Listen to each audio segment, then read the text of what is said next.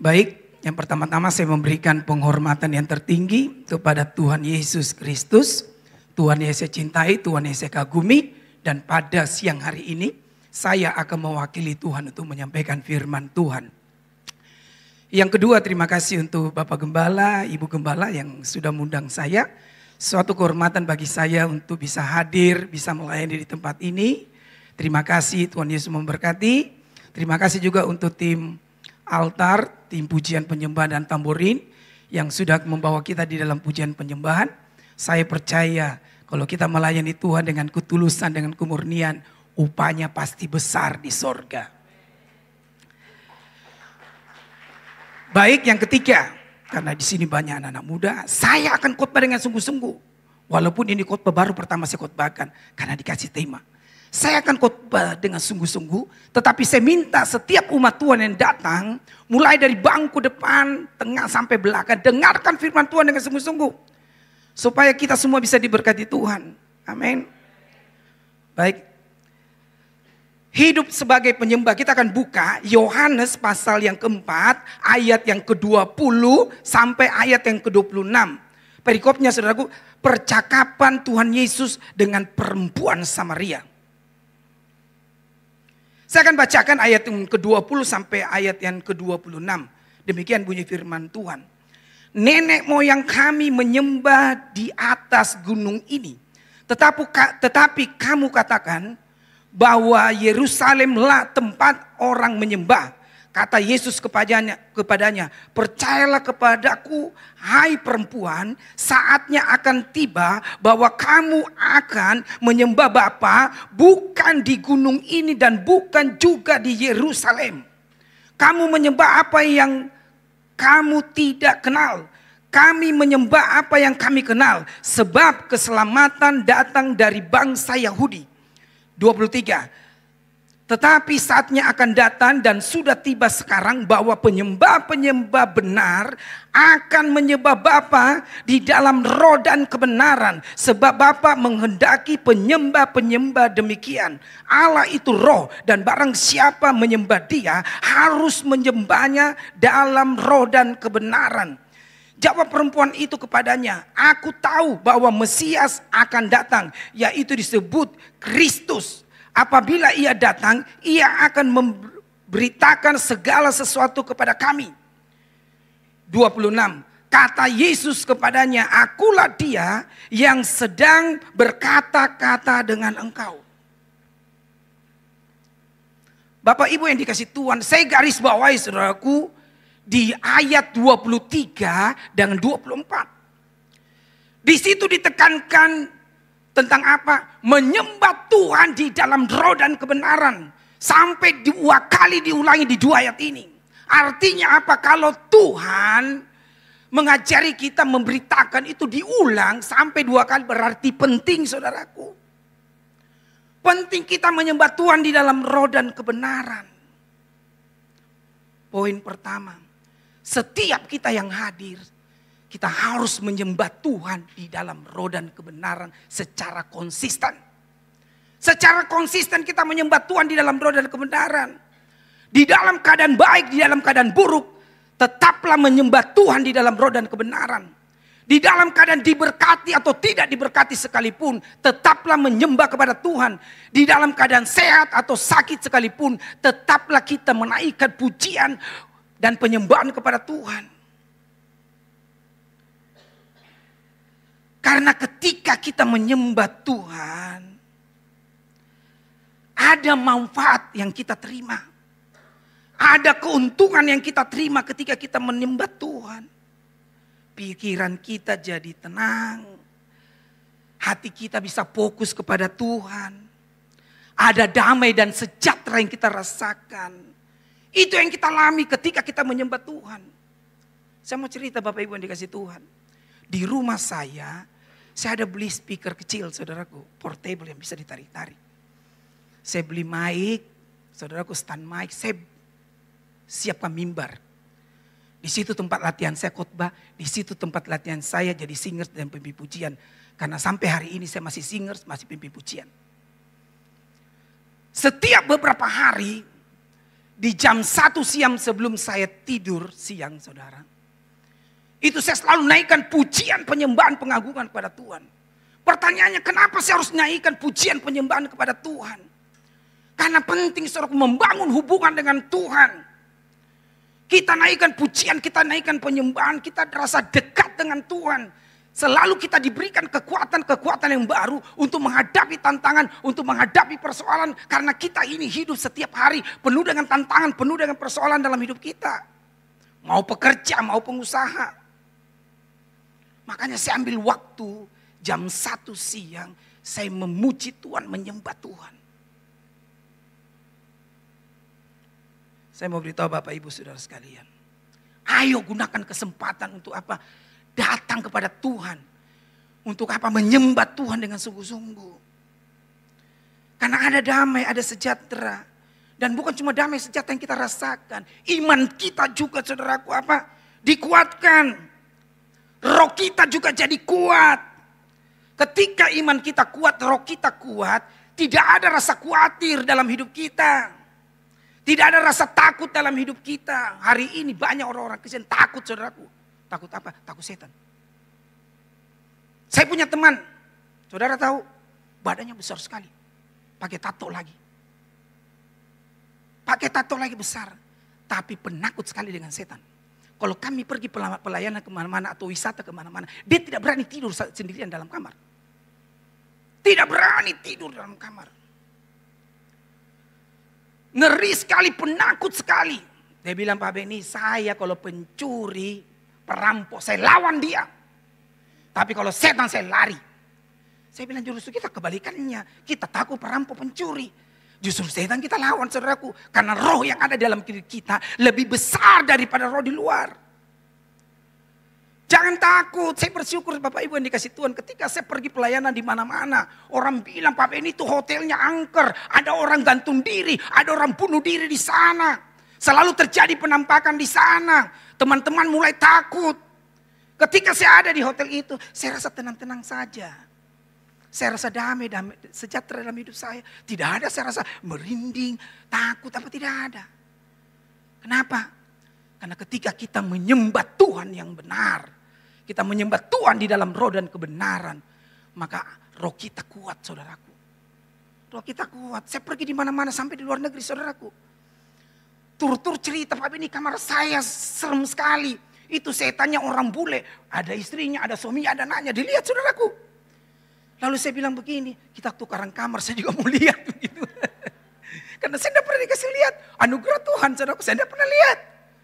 Ketika saya masuk di salah satu penginapan atau hotel, selalu saya sempatkan diri untuk berlutut di tempat tidur. Berlutut berdoa, Tuhan, saya berdoa untuk kamar ini, saya berdoa untuk hidup saya. Ketika hidup saya kudus, Tuhan pasti memberikan perlindungan. Tidak ada satupun kuasa yang sanggup mengganggu kita tanpa izin Tuhan. Dan saya rasakan seperti itu. Di tempat-tempat di mana teman-teman rasa angker, saya tidak rasakan seperti itu. Makanya setiap orang Kristen, ayo menyembah Tuhan secara konsisten dalam hidup kita. Yang kedua saudaraku, penyembahan juga bagian dari kehidupan kita sehari-hari terhadap sesama. Terhadap sesama kita menyembah Tuhan yang hebat, yang luar biasa. Tetapi yang penting juga di dalam kehidupan sehari-hari kita, kita juga memperlihatkan sikap hidup kita yang menyembah kepada Tuhan. Kita harus mengasihi sesama. Kita harus menghormati sesama. Kita harus menolong orang-orang miskin. Itu juga bagian dari penyembahan kita kepada Tuhan. Bagian dari penyembahan kita kepada Tuhan. Walaupun kita beda suku, beda ras, beda agama, tetaplah kita menjadi berkat bagi siapapun juga. Saya bersyukur Bapak Ibu yang dikasih Tuhan, punya teman-teman pelayanan, yang pelayanannya saya apresiasi Bapak Ibu. Kenapa? Karena mereka merawat orang-orang gila. Merawat orang-orang gila itu sulit sekali, tidak mudah. Lalu teman saya bicara sama Pak Beni, kok Beni tidak gampang merawat orang-orang gila. Kalau kita tidak kuatkan iman kepercayaan kita, kita juga bisa jadi gila. Sebentar dia lari, saudaraku, tidak kembali-kembali. Cari mana-mana tidak ada. Kalau dia marah, dia berontak. Penjaganya ditinju, bak. Biru matanya. Suka keluarkan kata-kata kasar. Saya bilang sama dia, layani Tuhan dengan sungguh-sungguh. Anggaplah kau melayani Tuhan. Ketika kau berhadapan dengan dia. Sehingga kau punya roh, kau punya kasih dalam hidupmu. Kau pancarkan dalam kepada dia. Saya cari teman-teman saya begitu. Untuk lakukan hal-hal yang baik. Karena kita menyembah Tuhan yang hidup, yang hebat. Harusnya karakter kita juga, hidup kita juga mencerminkan juga Tuhan yang kita sembah, Tuhan yang hebat, Tuhan yang penuh kasih, penuh belas kasih ada di dalam hidup kita. Baru-baru ini kami sekolahkan anak di sekolah misinya Ibu Debbie Basir. Ketika selesai, saudaraku, karena di sana cuma 6 bulan selesai, mereka pulang. Dan ada satu pria pulang di tempat kami, mulai dari kembali dengan pelayanan di tempat kami. Singkat cerita, ada satu orang tua yang cukup tua terlantar di jalanan, saudara. Tidak ada yang merawat, tidak punya keluarga. Tidak ada yang perhatikan. Kami juga stres, kami juga pusing, saudaraku. Kenapa di tempat kami itu merawat orang-orang yang stres, yang gila itu cuma wanita. Kami tidak rawat pria. Ini pria, sudah opa-opa, sakit-sakitan lagi, terlantar lagi, tidak punya keluarga. Tiba-tiba yang sudah lulus sekolah misi ini, dia bilang sama pemimpinnya. Bilang begini sama teman saya, Pak, saya mau ambil dia bawa ke tempat rumah pemulihan kita untuk rawat dia. Kaget pemimpin teman saya. Kaget, kok mau rawat dia, tidak kenal dia sama sekali. Ketemu di jalanan. Tapi saya mau rawat, saya tergerak. Akhirnya dibawa di tempat kita. Dipisahkan saudaraku dengan yang wanita-wanita dipisahkan di belakang. Dirawat dia. Saudara tahu saya dapat cerita ngeri. Pelayanannya keren. Itu orang yang sudah tua sakit-sakitan. Dimandikan saudaraku. Mandikan ceboki karena sudah tidak bisa bangun. Rawat dia, ganti bajunya, apa segala macam. Kasih makan dia, apa segala macam. Sudah tidak berangkat kerja. Dia sedang kerja, tapi dia merawat. Dia kembali lagi, merawat lagi. Saya sampai terkagum-kagum dengan orang ini.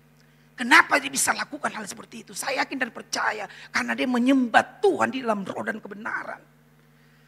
Mempunyai sikap hidup karakter. Mempunyai belas kasihan dalam hidupnya. Merawat orang-orang yang tidak dikenal. Menjadi berkat bagi orang-orang. Sampai terakhir opa ini menghembuskan nafas, saudaraku. Sampai meninggal dirawat. Dengan tim kami. Makanya saya bilang bagi banyak orang Kristen. Kita ini jangan jago di gereja. Kita ini jangan jago di pelayanan. Tetapi di luar sana kita sudah jadi terang tidak. Di luar sana kita sudah jadi garam tidak? Itu pertanyaannya. Kita harus menyembah Tuhan yang benar. Kita harus menyembah Tuhan di dalam roh dan kebenaran. Menghormati sesama, saudaraku. Penting sebagai orang Kristen kita harus menghormati sesama. Mau dia kaya, mau dia miskin, tetap kita harus menghormati. Mau dia pintar atau dia bodoh, mau dia terkenal atau tidak terkenal, tetap kita menghormati siapapun yang kita jumpai dalam hidup kita, di dalam pelayanan kita. Hormati orang. Saya ajari ketiga anak saya, saudara. Saya selalu katakan begini, kamu harus menghormati dimulai dari pembantu. Kalau kamu bisa menghormati pembantu-pembantu yang kerja di kita, pasti kau bisa menghormati orang yang di atas levelnya, di atas pembantu, betul? Saya ajari seperti itu, simple, sederhana. Ajari anak-anak saya untuk menghormati. Kita harus menghormati siapapun orang dalam hidup kita. Tentang menghormati sesama. Tentang menghargai, mengasihi sesama. Saya belajar dari Tuhan Yesus. Ada satu kisah, saudaraku, yang saya tidak bisa lupakan. Ketika Tuhan Yesus membasuh 12 kaki murid-muridnya. Bayangkan, dia bukan cuma manusia 100%. Tapi dia pencipta langit 100%. Artinya Tuhan pencipta langit 100%. Dia membasuh kaki murid-muridnya dari orang yang pertama, murid-murid sampai ke-12. Dia lakukan seperti itu padahal dia Tuhan.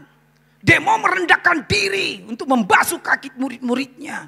Makanya Tuhan Yesus menjadi teladan dalam hidup kita. Jangan sekali-kali kita orang Kristen sombong. Jangan sekali-kali orang Kristen arogan. Harusnya kita memiliki karakter Kristus ketika kita menyembah Tuhan yang benar. Ketika kita menyembah Tuhan di dalam roh dan kebenaran. Saya terkagum-kagum satu negara, saudaraku. Saya sudah keliling dunia berapa benua. Saya terkagum satu negara, Jepang. Taunya kita itu Jepang negara penjajah, betul? Jajah kita berapa lama? Tetapi ketika saya pergi di Jepang, saya lihat orang-orang Jepang, saya lihat karakternya, saya lihat sikapnya, saudaraku. Kita masuk ke toko, saudara beli atau tidak beli, dikasih sampel, dikasih gula-gula, dikasih coklat untuk makan. Dia tidak marah. Bagus. Pegawai-pegawainya di sana melayani kita. Kita coba ini, tidak beli keluar. Dia tetap apa? Nunduk hormat. Artinya dikeluarkan kata-kata terima kasih. Masuk di hotel juga seperti itu. Saya masuk di hotel di Jepang di pinggiran kota. Sepatu kita disuruh buka, saudara. Buka sepatu, diambil sepatu kita, diganti kita sendal. Sendal hotel. Sudah itu sepatunya dibersihkan. Nanti kalau pulang, dia akan kasih kita kembali dengan sudah bersih. Bayangkan dia kasih bersih sepatu kita, sendal kita. Saya lihat, hebat ini hotel, kita pulang begini. Dan waktu kita keluar dari hotel, itu karyawan-karyawan hotelnya, sampai manajernya itu berdiri di depan hotel, saudaraku semua jejer. Satu berdiri semua. Kami naik di bus. Begitu naik duduk di bus, dia tetap berdiri. Bus jalan dia tetap berdiri. Saya nengok begini, dia belum masuk. Nah ini bus sudah jalan berapa puluh meter. Akhirnya jalan jauh sekali. Saudaraku, saya lihat dia sudah kecil, saudaraku. Dia tidak beranjak. Dia sayonara begini-begini terus. Hormati kita. Saya bilang bisanya ada begini. Saya kelilingnya tidak ada begitu. Sampai belokan itu, mau belok saya masih lihat dia. Masih ada dia. Begitu belok saya sudah tidak bisa lihat dia. Mungkin dia sudah masuk. Tetapi saya terharu ketika melihat sopan santun, cara mereka menghargai orang-orang yang dia ketemui. Seperti itu di tempat-tempat wisata dimanapun mereka itu sangat amat menghormati orang. Makanya kita orang Kristen malu, saudaraku, kalau sombong.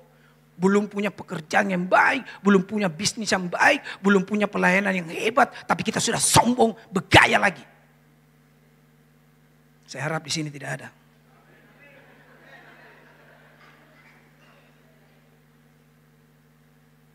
Penyembahan juga bagian dari kehidupan kita sehari-hari terhadap sesama kita. Menolong orang miskin, menolong orang yang kesusahan, menolong orang yang kelaparan. Jadi berkat Bapak Ibu yang dikasih Tuhan. Jangan pelit, jangan kikir. Saya punya teman, saudaraku, teman kecil, sekarang sudah jadi gembala di Semarang. Tetapi keren. Hampir setiap hari timnya masak sekitar 500 porsi untuk kasih makan orang di pinggir-pinggir jalan, orang-orang yang susah. Kenapa dia lakukan seperti itu? Karena dia mau ikut Tuhan Yesus. Tuhan Yesus kan suka makan orang. Dicatat 4.000 orang dikasih makan, 5.000 orang dikasih makan. Saya percaya kalau Alkitab mau mencatat semua Yesus memberikan makan orang itu terlalu banyak, saudaraku. Dicatat saja cuma beberapa. Setiap kali Yesus berjumpa dengan orang, maka tergeraklah hatinya tuh belas kasihan. Dia beri makan orang, dia beri minum orang. Makanya orang Kristen miliki belas kasihan Tuhan dalam hidup kita. Ketika kita berjumpa dengan orang-orang yang lapar, orang-orang yang miskin, orang-orang yang kesusahan, menjadilah berkat bagi mereka. Satu kali, saudaraku, saya melihat satu klip video yang menggugah hati. Saudara tahu, ada orang kaya sedang duduk-duduk di taman, saudaraku, santai baca koran. Di situ ada anjingnya di sampingnya. Tiba-tiba ada anjing dari luar datang, saudaraku. Dan sebelum anjing dari luar datang itu, ada satu pengemis. Dia ketok-ketok pintu, saudaraku. Pintu sedang terbuka sedikit, dia ketok-ketok. Artinya kasih, dia kasih begini. Artinya mintain baru kasih makan. Artinya saya butuh makanan, saya lagi lapar. Begini, mau makan lapar. Pengemis minta di orang kaya yang sedang duduk baca koran. Anjingnya lihat seperti itu, saudaraku. Saudara tahu reaksi orang kaya itu? Dia kasih begini, pergi. Pergi. Saya tidak mau bantu kamu, pergi. Itu orang yang minta berkali-kali tidak digubris, saudaraku, disuruh pergi. Akhirnya pengemis itu berjalan tertati-tati kelaparan pergi. Tiba-tiba yang saya cerita tadi ada anjing, saudaraku. Anjing itu di pintu itu menggonggong. Artinya apa? Dia minta bantuan kepada anjing yang di dalam. Anjing tuannya ini. Dia menggonggong, minta bantuan. Bahasa anjing kan pasti tahu, kita tidak tahu bahasa anjing. Tapi bahasa anjing sama-sama pasti tahu. Begitu dia menggonggong begitu, menandakan dia minta apa makanan. Itu anjing di samping tuannya. Saudara tahu, ke belakang saudaraku cari makanan. Karena orang kaya pasti anjingnya banyak makanan.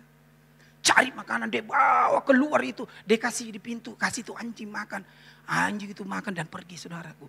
Ketika pengusaha kaya ini melihat adegan seperti itu, saudaraku. Langsung kayak dia ditampar mukanya, saudaraku, ditampar mukanya. Langsung dia bilang, anjing saja miliki belas kasihan. Bisa masuk di dalam rumah ambil makanan untuk anjing yang sedang kelaparan. Itu orang pengemis gelandangan tadi sedang lapar, saya tidak kasih. Dia kaget, saudaraku, dia cepat berdiri, dia cepat kejar, dia kejar itu. Dia kejar pengemis dan gelandangan. Ketika dia kejar pengemis dan dia minta maaf. Ayo ke rumah saya. Ayo ke rumah saya. Akhirnya diajak ke rumahnya, dikasih makan, saudaraku. Dia bertobat. Makanya kita orang Kristen harus memiliki belas kasihan. Ketika kita memberikan segelas air kepada orang yang sedang haus, engkau sedang memberikan kepada Tuhan pencipta langit dan bumi. Ketika engkau memberikan sepiring nasi kepada orang lapar, engkau sedang memberikan kepada Tuhan Yesus. Kenapa? Alkitab mencatat, saudaraku, Matius 25 ayat 31 sampai 46. Di situ diceritakan tentang penghakiman terakhir. Ketika aku lapar, ketika haus, ketika aku telanjang, kamu memberi aku makan, kamu tidak memberi aku makan, kamu tidak memberi aku minum. Orang Kristen harus memiliki belas kasihannya Tuhan dalam hidup kita.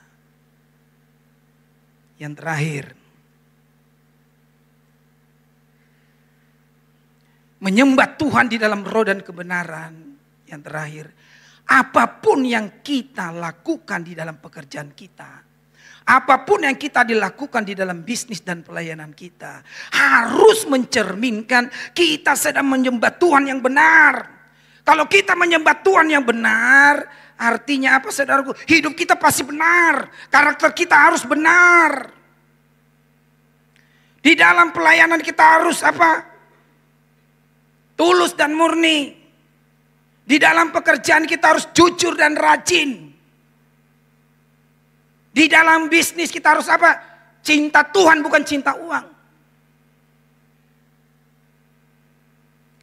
Apapun yang kita lakukan dalam pekerjaan pelayanan kita, kita harus memperlihatkan bahwa kita sedang menyembah Tuhan yang hidup, yang benar. Kita harus jujur, kita harus rajin. Kenapa kita harus jujur dan rajin, saudaraku? Itu penting. Susah sekarang cari orang jujur dengan rajin. Saya kalau di kami Toserba mau buka Toserba, kalau orang buka lamaran itu bisa ribuan orang datang melamar. Tetapi cari orang jujur dengan rajin itu susah sekali. Orang pintar banyak, sarjana banyak. Tetapi orang rajin dengan jujur itu sangat kurang. Makanya kita orang Kristen apa? Kita harus jujur di dalam kehidupan kita. Di dalam pekerjaan kita. Harus jujur. Jadi karyawan, jadilah karyawan yang jujur.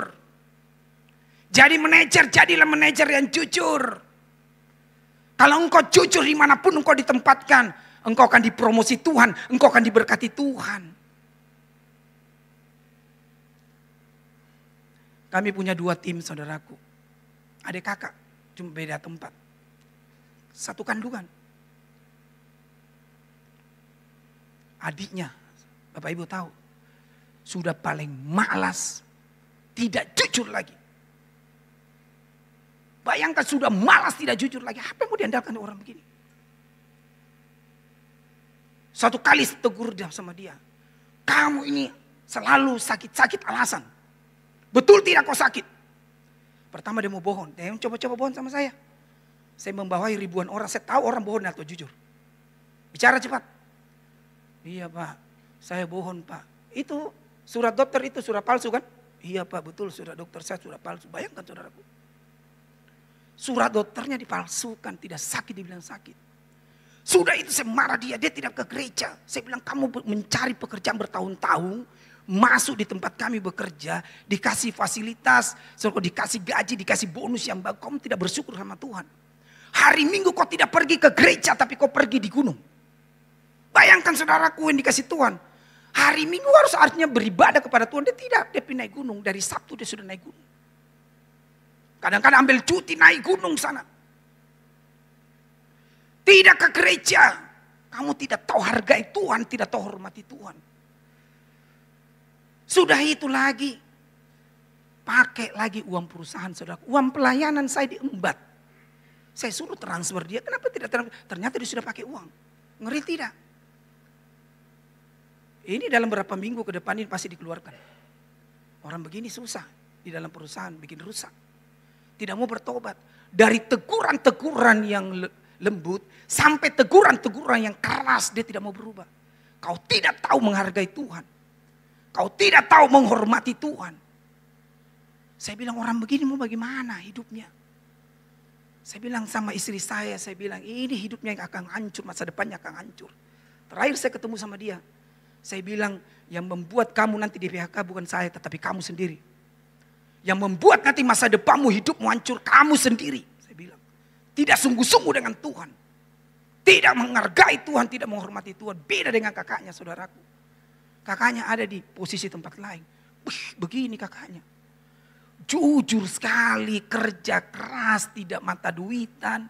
Melayani Tuhan dengan baik. Sungguh-sungguh melakukan apa yang menyenangkan hati Tuhan. Saya lihat beda. Bayangkan satu kandungan beda. Satu produksi beda saudaraku. Yang satu kita percayakan mengelola hotel. Yang satu yang dia juga dipercayakan mengelola perkebunan. Saya melihat hidupnya sungguh-sungguh takut Tuhan. Saya melihat hidupnya jujur sekali. Semua laporan dia siapkan. Kami bagi keuntungan sama beliau itu 75-25. Saudara tahu bagiannya dia itu besar saudaraku. Tetapi saudara tidak percaya dia tidak ambil semua bagiannya. Dia cuma ambil sebagian kecil. Artinya dia punya hak ambil 25%. Dia tidak ambil 25%. Kadang cuma 5% diambil. Kadang cuma 10% diambil. Kenapa? Karena dia tahu pekerjaan ini, bisnis ini dipakai untuk pelayanan 100%. Sehingga dia bisa dipercaya. Saya sudah telepon dia. Minta kamu punya paspor suami istri. Saya akan bawa liburan naik kapal pesiar. Betul saudaraku. Tuhan gerakan kami. Ajak dia naik kapal pesiar. Sudah jalan-jalan ke Bali nanti ajak naik kapal pesiar. Supaya dia menikmati. Makanya saya bilang bagi banyak orang Kristen. Kalau engkau sungguh-sungguh dengan Tuhan. Engkau jujur pekerja keras. Engkau dapat diandalkan. Engkau akan dipromosi Tuhan. Engkau akan diberkati Tuhan. Apapun yang kau kerja. Apapun yang kau lakukan. Sanggup Tuhan sanggup melakukan keajaiban bagi mujizat bagi kita.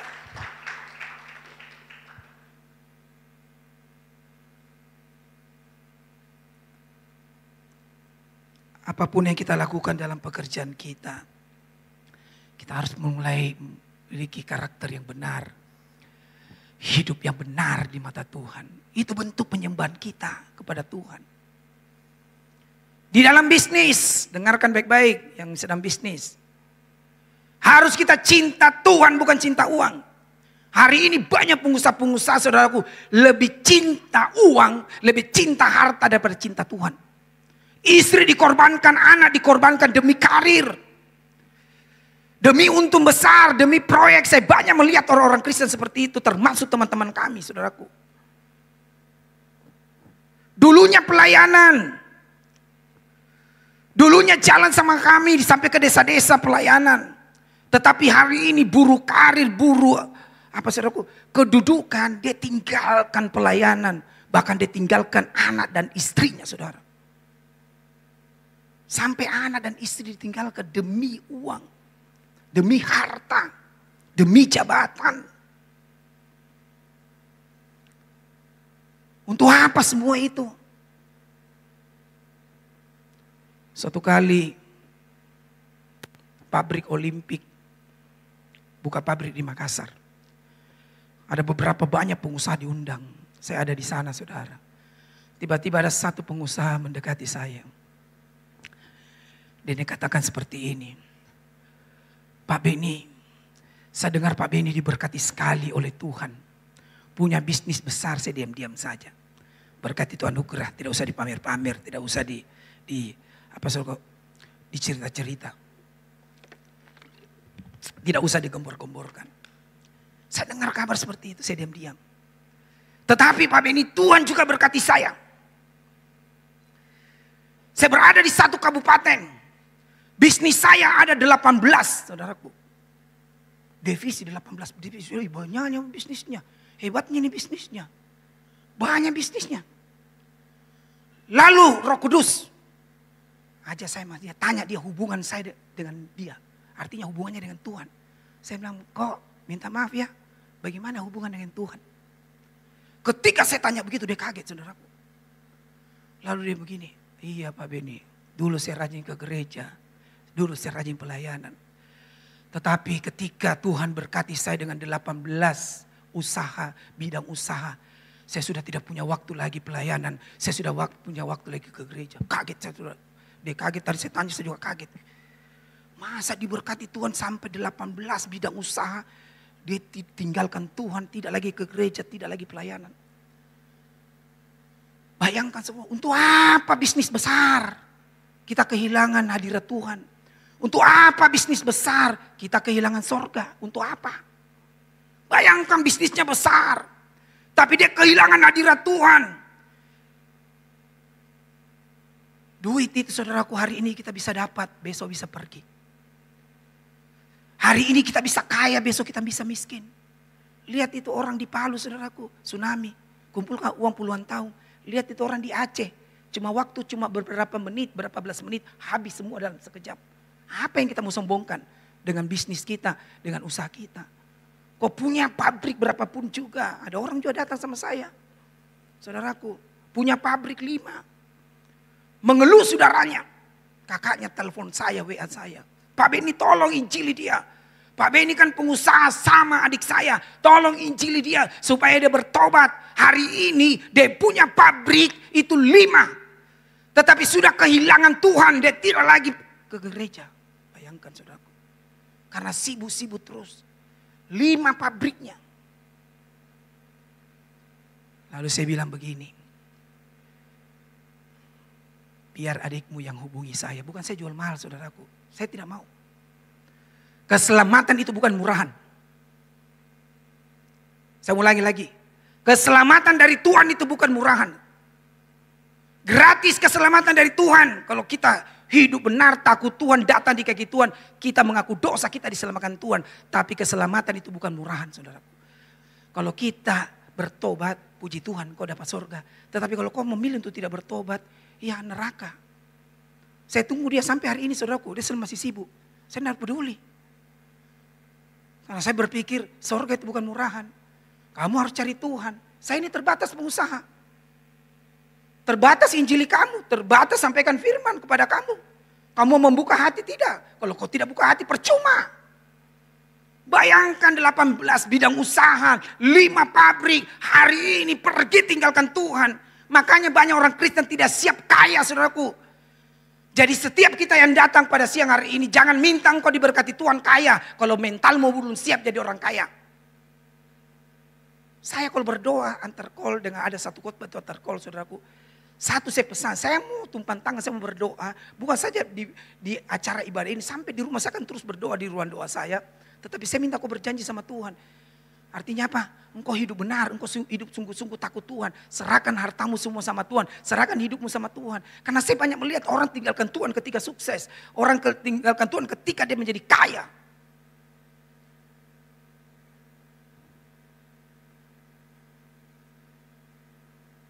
Jangan seperti itu, Bapak Ibu dikasih Tuhan. Yang terakhir. Di dalam pelayanan, kita harus memiliki ketulusan dan kemurnian. Karena ini yang paling penting dalam kita melayani Tuhan, saudaraku.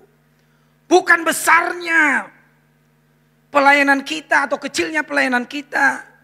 Bukan besarnya gereja kita atau kecilnya gereja kita.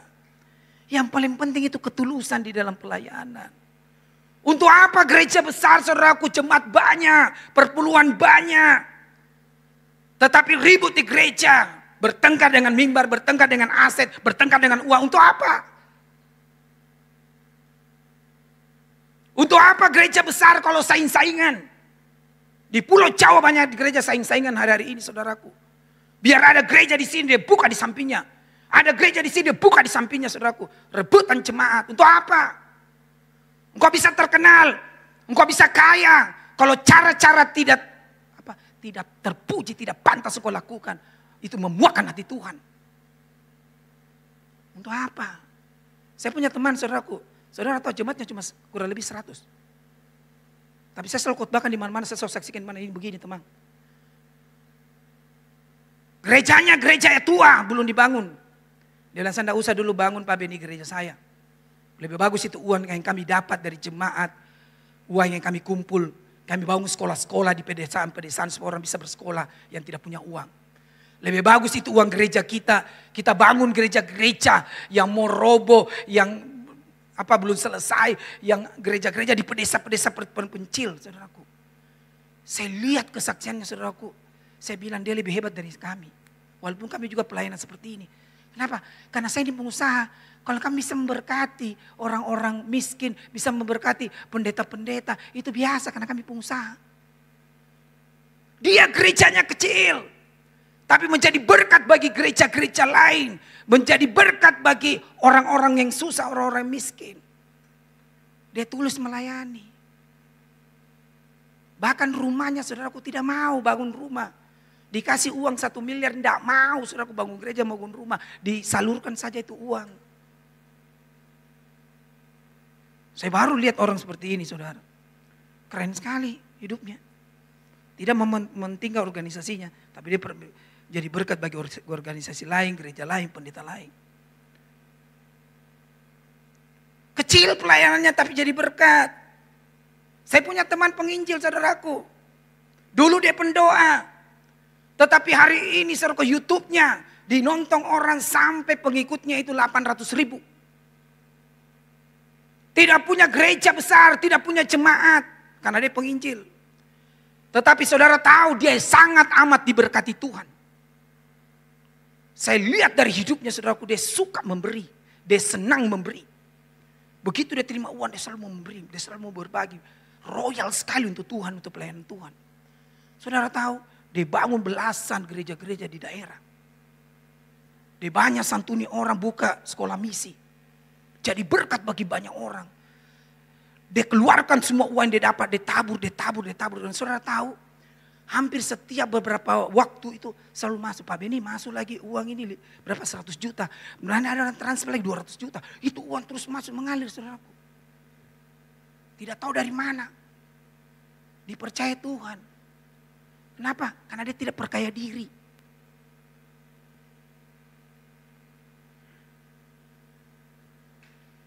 Pelayanan kita tidak perlu banyak. Yang penting kita melayani Tuhan dengan tulus dan murni. Untuk apa banyak pelayanan? Kita main musik, kita mimpin pujian, kita khotbah, banyak pelayanan, diundang di mana-mana. Untuk apa kalau itu semua kita tidak lakukan dengan ketulusan dan kemurnian? Untuk apa?